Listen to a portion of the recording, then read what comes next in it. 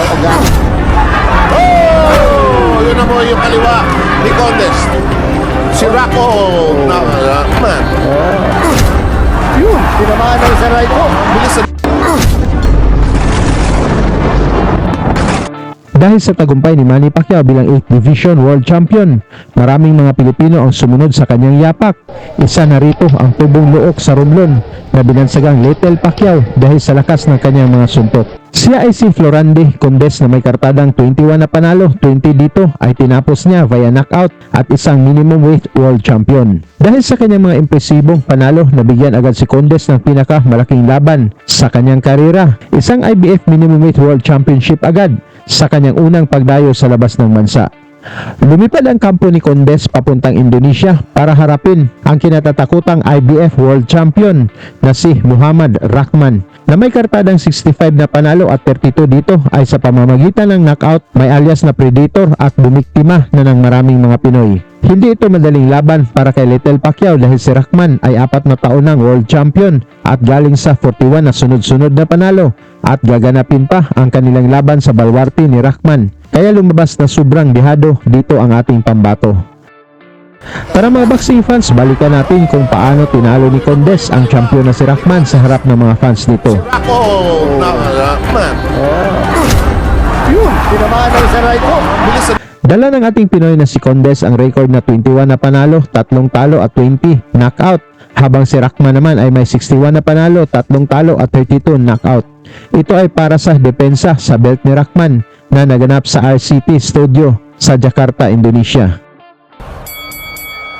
Sa round 1, mga solidong suntok agad ang pinapatama ni Condes na naka-black and yellow trunks habang red naman ang suot ng champion na si Rahman. At nabalaban, 11 na panalo, 4 na talo, 1 tabla. Doon po sa kanilang 11 na panalo, 18 kain at walang kalakuhan. Walang kalabaw. Although dito naman sa Indonesia, Tuloy ang atake ni Condes sa round 2, gusto nang pabagsakin ang champion habang nagsisigawan ang mga fans para sa suporta sa kanilang pambato. kikitain niya. Totoo, dahil sabi nga ni Aldo, dahil nag-iingat kami doon, ang ginawa namin, yung sa hotel namin, kami mismo nagluluto ng pagkain namin, para makasiguro kami. Marami-rami na rin eh. Ng 10 rounds? 8 at saka 2. Marami na. Sino? Si Condes. Oo. Halos Mandro. 29 yan knockout niya. Pinag-uumpisa pa. 10 rounds naglaban sa nila ng Bailey Sorolla. Sorolla, lumabang po ng type daw agad. Yun na mo yung kaliwa ni Condes. Si Rocco nakalog mo eh. Naalog. Oo. Pero mukha mo yun ha. Pero mukhang Sa round 3, hirap ang champion depensahan ang mga malalakas na kaliwa ni Condes pero tumama rin ang mga kombinasyon ni Rahman. Slugger to. Katunayan nga sa kanyang nabisyon na panahon, nabimalo ang knockout diyan. Lalo nilakas po talaga itong Condes. saka average niya just about 4 rounds eh. No? Oo. Inakailang. Tumatapang yung Rahman, pumaparit kahit doon sa knockout. Saka alam mo mo eh, siya pa rin yung hawak ng boy. Naglalaro ka sa in front of your countrymen. Hindi ka tutumbag niya. Nakita mo siguro ng mga tao dahil na kumonter yung dapat, tinamang pulis sa katabi na kawa. Rahman, bating ito ha, veteran ito, 71 fight, 61, hindi masama ha, 61 ang panalo niya sa 71, 5 talo, 5 draw, 29 ang knockout niya, hindi masamang record ito, may mga Sinusuntong ka ng dalawang kamay niya. mukhang idol, katibigote, Nga Little Pac-Man ang tawag sa kanya. masama, Isang solidong kaliwa ni Condes ang nagpabagsak kay Rahman. Nakatayo man ito ngunit halatang nasaktan. okay, Muna natin, tingnan mo, yun, isang kaliwang upper at tumama po kay Sa round 4, mas tumitindi ang palitan ng suntok. Gustong makabawi ni Rahman mula sa pagbagsak. nga ulit ha, Oo. fourth round na po tayo, nagkaroon na po tayo ng first knockdown, ito po ang International Boxing Federation Mini Flyweight Championship Challenger, Florante Condes of the Philippines against Muhammad Rahman. Itong timbang natin hanggang bandang weight ni Pacquiao. Oy, bumubuelo si Condes. Tatama si Rahman doon, May matapang yung mga Rahman. Matapang. Despite agaling sa saranak doon kanina, pinapalit. Pero kailangan po natin tukman na tayo manalo.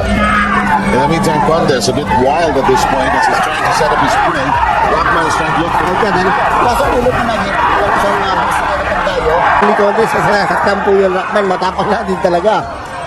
At ayon sa kay Condes tumakaw sa kuha, sabi niya, nung ma-knockdown daw niya si Rockman. Rockman, medyo nasaktan yung kanyang kamay. Dahil wala nga, papanood naman natin na ilang beses yan. Talagang paglaban ni Gomez, kaya, Sira yung buwelo, momentum mo bagay. oo, pareho sila nakakanon.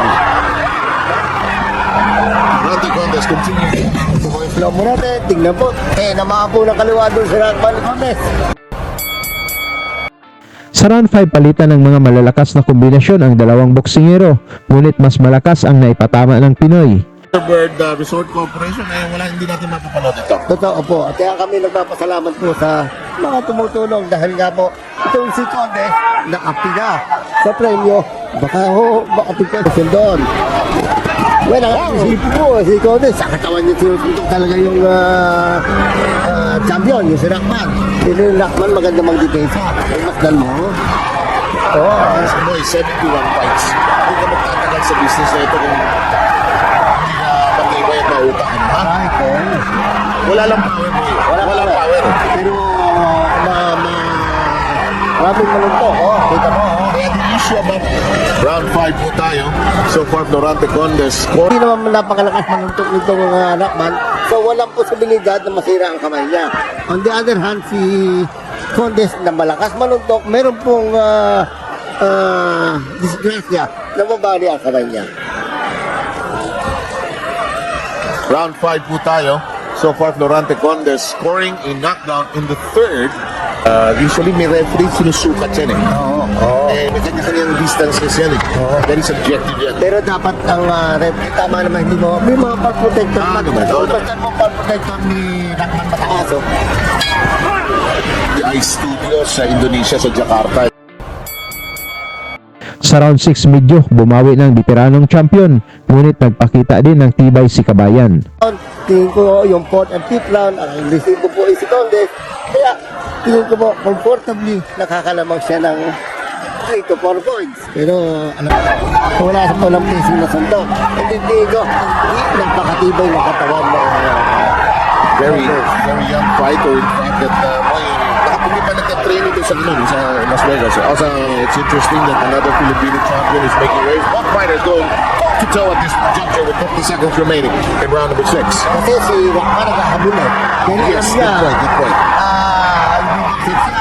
yung last siya sa katawan ha. Yung Rockman sa katawan ni Condes sa sumusuntok. Baka may nahalata itong corner ni Rockman. Patake na po si Rockman. Rockman trying to bore in. Ayun yung papitik-pitik ganun pala talaga sumuntok sila, no? Hindi nakataon. Nagko-conserve din siya ng energy. Oo. Slow mo natin, may human interest. Yun po, talaga. Kung sa atin, yung baksak na yun ni Rockman. Rockman, makikita lahat yan. Sabagay, ang bumaksak po, yung kanila. Kaya, may sino konti ang nakita natin. In the meantime, you're watching the 7th round of the Rockman Condes battle for the IBF minute as well. He goes to the body, but Red goes some punches, at least to parry off Condes. Ang laki yung Shake it off. Rockman with the initiative in this round 7. Kalibo na sila no? Kanina sila sa mga pasok. Thank you very much, San Miguel Beer. Hinapa San Miguel and Thunderbird Resort. Yung mga ato na sila ni Rockman. Masakit po yan, ha? Actually, matibay-tibay lang ito. We hope. Uy, Hindi yan si Condes, maraming suntok siya. Hindi niya yung tumatama dahil gusto niya mapunaksak niya uli ang kalaban niya eh. Kaya nagigigil, Rockman on the other hand strikes me as somebody very patient, ha? Alam mo, tingin ko nag-amateur fighter ito dati. Maganda yung Alam ko, nag-represent sa Indonesia sa baka SEA Games ito, at least. Asian Games. Saka parang interesado. Yun po ang Ministry of Sports. Kaya po natuloy na ang Unibigote. Yung laban na yan, siya po ang sumagot sa premyo. Sa round 8 mga tol, tuloy pa rin ang palitan ng mga malalakas na suntok at talagang hiyawan ang mga fans pag tumama ang kanilang pambato. Urbin Sakat, kawawa na may announcer kung babasahin mo yung pangalan ng mga against Durante Condes of the Philippines. Si Si Aljojaro po ng, ano ba siya, Binangonan? Bigote. Yung laban niya, siyempre sa bagot, sa pleno. Pagkatuluyan ito. Natuluyan dahil sumali na nga po ang Indonesian government dahil may istripan po ng title si Rahman kung hindi matutuloy ang laban. Defending champion Mohamed Rahman of Martinez Dos Santos Stable Bilitar, Indonesia. Parang mahilig sa sports ng mga Indonesian, lalo na sa sepak takraw at saka sa badminton. Yan ang kanila. At saka mahilig sa martial arts yan. Karate, mahilig yan. Kaya naman pati naman sa boxing, ito pong Indonesia, may world champions din sila ngayon. Si Chris John, WBA featherweight champion yun. Ano ito yung size at saka weight category nila. Parang ito yung nasi-share natin sa mga Thailander at saka sa mga ang Malaysia, parang hindi mahilig sa boxing. Oo. Uy, hindi po tumama yung upper ngayon ni Condes, ha? Si Condes. Medyo may pagka-wild kuminsan ito. Oo. Ginagamit niya yung ring parang sandalan. Toothpick yun, pero tumama. Patay ang laban. Toothpick, ah. Samantala, patapos na po. Oh, interesado yung mama. Ano ba? Yung Ministry Sport, nakatayo na po. Yan. At saka nagpunta. May sinasabi. Oo. Responding to the action, they won their champion. To look for the opening. Connect, di ba? Ay! Kaya kung minsan masakit sa shoulder area yan, ha? Pag yung overextended yan, masakit yan. Totoo. Parang hindi niya nararamdaman ngayon, pero mamaya, ay, ang sakit yan. Si Condes, ito yata ay laban yung kanyang mga natin. Eh, dahil nga doon sa nangyari, hindi nabigyan ng nakasanayan niyang weight. Ang lisibong kampiyon natin, si Raman. Hindi naman, si Condes. Dito sa round 10, agresibo itong si Rahman na gustong pabagsakin si Condes pero naghintay lang ng tamang tiempo ang ating Pinoy. Weight na yan, ano? Wala pa. Wala pa, bago lang yan. Mga junior lightweight pa lang na. Yun na yata yung pinakamababa nun eh, no? Samantala, di Phil, maluwag na tinanggap na pwede natin i-air ito sa gabi ito. Salamat po, Mr. Joyce Bilo. Nagbigyan nito. In the meantime, both fighters get entangled. But you know, I'm worried about Rahman. Kulang na rin ang hangin, ha? Oo. Kasi, pag magaling sumiksik eh. Oo. Ayan, ha? Oo, tulo mo. Yun lang. Oo, timo, ha? Papitik-pitik ng jab, ang high cross. Isang solidong kanan ni Condes ang muling nagpabagsak kay Rahman ngunit tumayo at talagang napakatibay nitong Indonesian Predator. Tumatarget naman. Oo. Yun, pinabaan ng isa right hook. Bilis, ano? Oo, bilis. Nag-worry ng ino ang babae ni Rahman. Pinilangan. Second knockdown. Tinamaan po na isa right hook eh. Mabilis po ang nangyari na bumagsak po si Ay, lusob na si Condes, ano? Oo. Pero tinatawag sa nirat. Sige, punta ka dito. Oo. Mas mabigat yung knockdown ng third kesa rito. Oo, May oo. gulat lang ito. Oo. Sana na tumama. Yung third down, kaliwang. Nakakatuwa na yung babae rin sa audience. Oh. Oo. Parang isang ano daw ito, isang TV TV station. studio, TV station ito. Maganda nga naman venue ang TV studio dahil ganda ng ilaw eh. Samantala, actually mga kaibigan, kung mapapanood yung kabuuan nito, Rahman may desire sumiksik. Alam mo, bilib ako sa record niya mo yan, 5 lang ang talo niya, 5 ang draw niya. Halos hindi ko nakita yung daling mga anak. Saan ba nangyari yun? Yan. Ito, dito. Pilit ng kaliwa. Tapos Saan tumama? right Sa hook. tenga? Yung bulong tenga. Kaya biglang bumagsak. Ito, doon sa corner na. Naghanap ng neutral corner. Oo, yan. Abilis. Ito pala ro. Ay, bagsak ulit. Pangalawang beses nang bumabagsak. Ito. Sa round 11, binuhos na lahat ng Indonesia na si Rahman para makabawi mula sa dalawang pagbagsak. Anong baksak ng third down? Isa 10th round. Kasi ng third round, bumagsak, tumayo, bumagsak ulit. Oo. Dito nakatayo siya ng Mas mabilis ang recovery niya rin. Oo. At ngayon, siya po ang umatake. Dahil nga po, alam po niya, dalawa ng bagsak niya, lahat. Behind na behind Kung siya. hindi siya atake, medyo baka mag-fight mo yung kanyang corona. But I like his courage and his persistence. At saka gusto ko sa kanya, hindi away kalye, pero pasok siya, nasa loob siya. Oo. Gumising ang tao, gumising ang bayan. Pinamahabol daw si Rahman, pero kapag ito mo yun, Ang kulang kay Rahman, isang solid na atake sa katawan ni Condes. Hindi siya maka-atake ron eh. Pero kita mo, pero sa ngayon yung Condes para nasaktan ng tamahan. Oo naman. Ilang sunod-sunod. Gumising ang bayan. Pinamahabol daw si Rahman, pero kapag ito mo yun, Ang kulang kay Rahman, isang solid na atake sa katawan ng Condes. Hindi siya maka-atake ron eh. Pero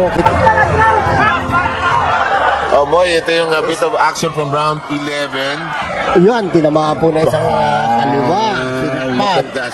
Look at the reaction of the crowd in the back. Oh. That was really, look at that woman in the back. Sa final round mga tol, sabayan na ang dalawang fighters upang makuha ang score ng mga hurado. Fight. But I think he has won this, but maybe binigyan ng aggressiveness points itong si Rahman. Totoo.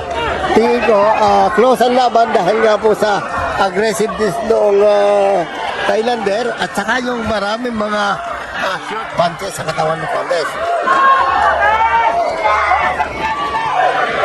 At saka marami pa mga sintos si Condes ang tumatama. Dahil nga po sa medyo nanggigigil, yun po ang problema kapag sumisigaw na po si minister namin. At The cheerleader. para maging mag-cheer. Oo. Ang ating kababayan, nasa peligro. Oo, mawawala ang karoon natin. O, kaya nga po, ganyan po ang mahal ng Indonesia, ng gobyerno nila, ha, dahil ng Minister of Sport mismo na tamang natin. Nakalaman po doon si Rahman dahil nga po, hindi naman siya napakalakas sa mundo. That's what happened. Siguro po si Aldo Caro doon sa comment. Either to just coast along, twist the ball as they say. Tingin ko, itong last round nito, nakuha po ng Indonesia. Oo, ni Rahman. Alas walang tinapin yung Condes eh. Oo, masyado kanyang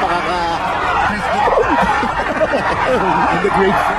Halos hindi sa nasa akin yan. Huwag na yun dapat gawin na dahil ang beauty po yung pera mga judges. And if we do that in Las Vegas, Vegas judges don't like that. Yes. Ayaw nila yun. Sinilat to the finish eh. Talaga. So ito po si Condes, malamang mapanood namin niya sa undercard. Di pa pinapanood. Okay. So that'll do it for this.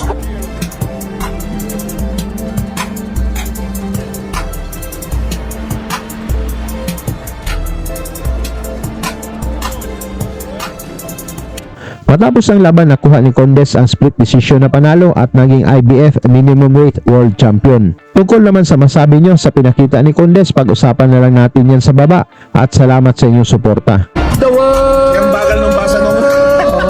Kaya po, ang suspicion po, nag-iiwang na po.